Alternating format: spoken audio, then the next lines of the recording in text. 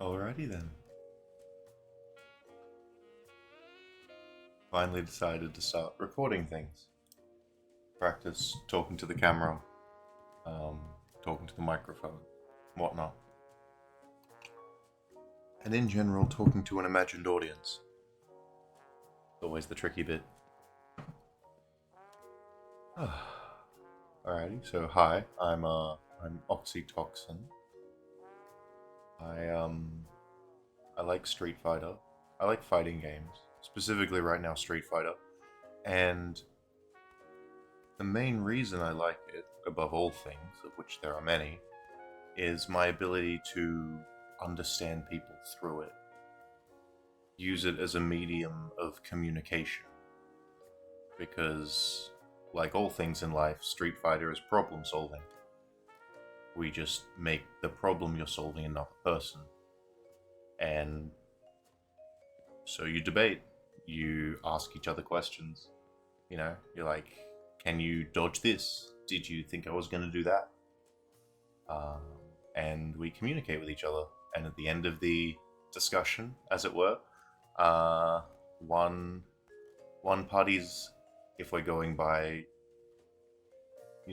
a standard victory and taking all the health away, whoever's argument in regards to how I am best to take your health away before you can take mine, someone's argument will have won out in that instance.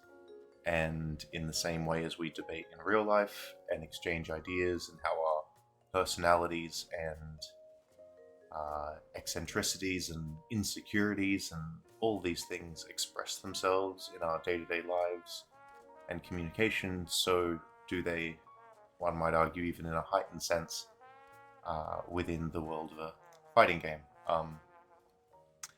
With any within any game or any activity, that's the whole point. But there's something very particular about fighting games that I'll get into over time about why they're so good for this.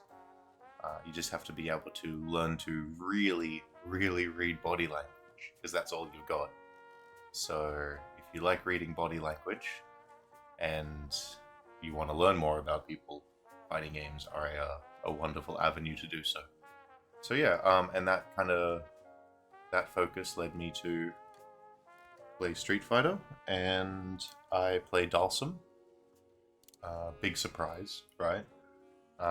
My game plan has evolved into a sort of I will pay attention and learn all of your patterns and the options that you make available to yourself, and under what situations you use and want to use those options.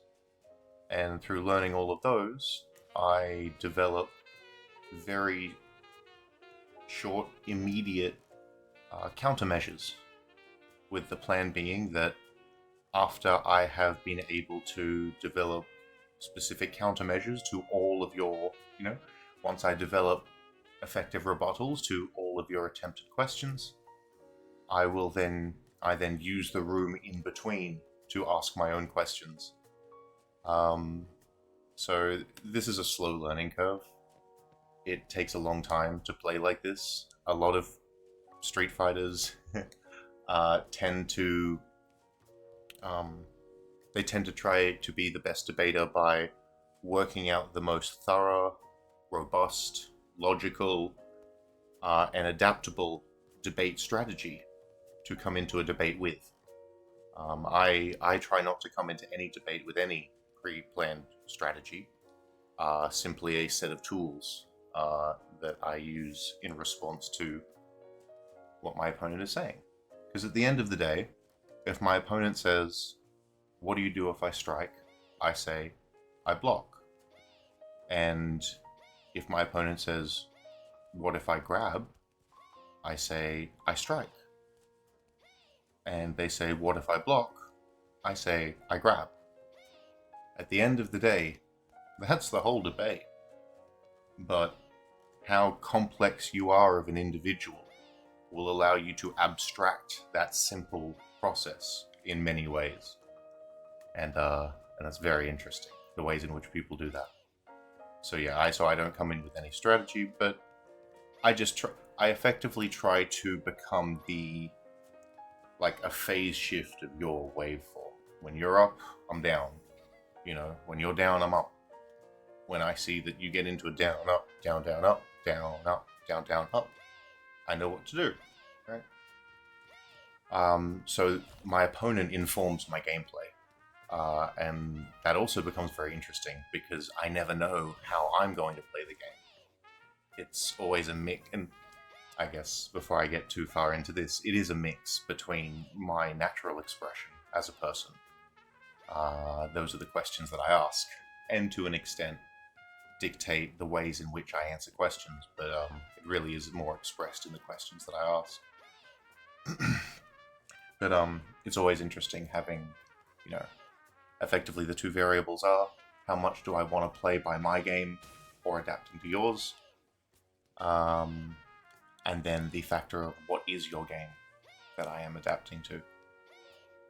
So yeah, I also, a couple of extra things, so I play with a pad. This is a Victrix BFG Pro, I believe. So it has a fight pad on the front. I hope this is showing, here's hoping.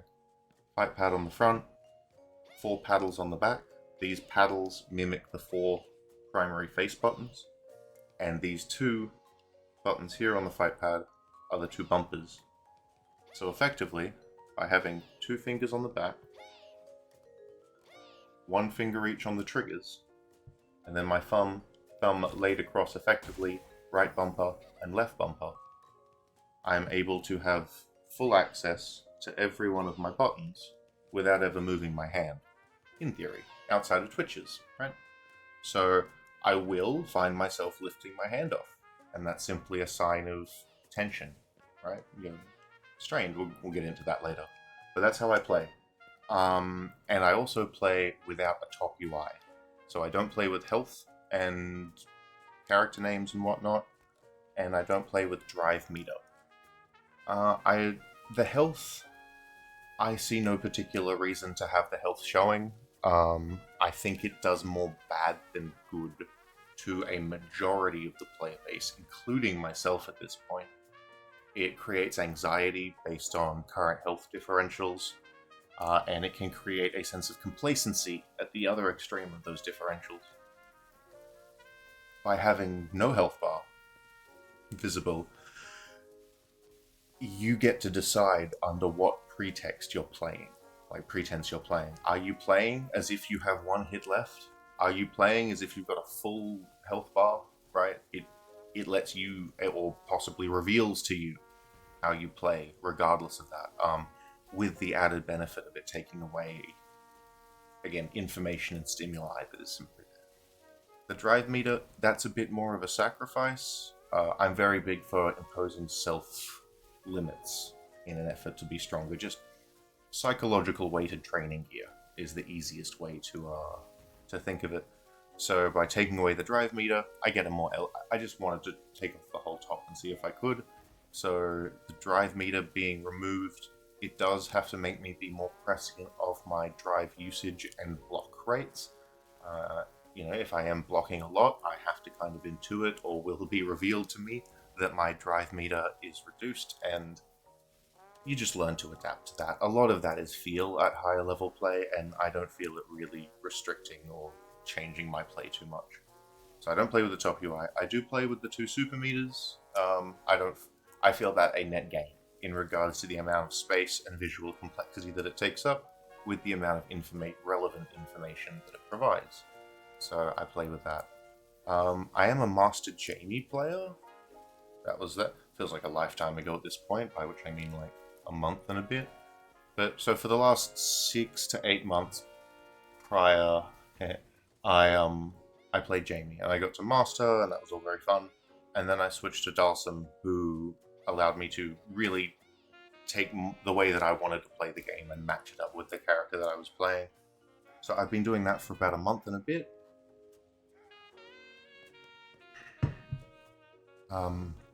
I'm a Diamond 2.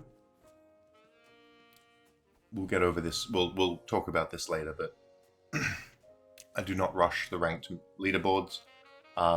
Your rank is a reflection I believe your rank in the ecosystem is a reflection of, on average, how well your particular, game plan or whatever, mixed with your ability to execute said game plan, balances out in the end, right? And I know I'm not going to be at the top, so instead of focusing on pushing that up, I just kind of focus on continuing to evolve my game style, and by doing ranked, it's a little bit of a real-time reflection. You're like, oh, the style. If I go into the ranked and my style's improved, it might go up a little bit with diminishing returns.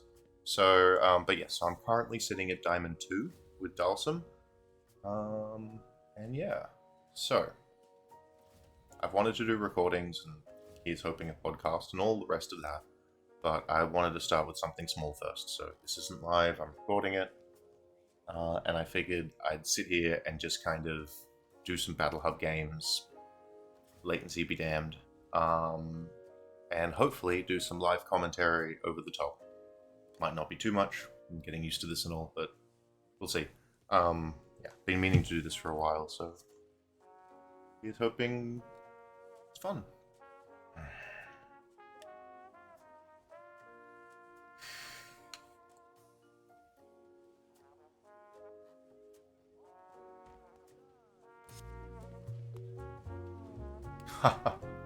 And look who it is. Well, I guess that's the end. That's the hilarious ending to that video.